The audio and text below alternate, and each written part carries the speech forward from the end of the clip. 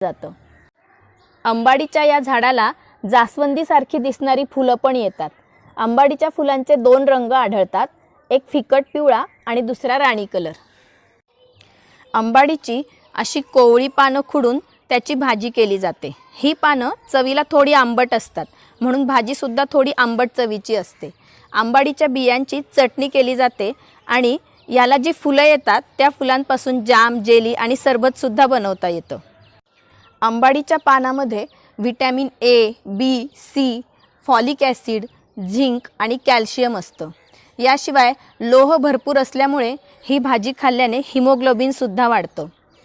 पोषक तत्व भरपूर असल्यामुळे डोळे, केस आणि हाडांच्या मजबूतीसाठी ही भाजी अतिशय गुणकारी आहे।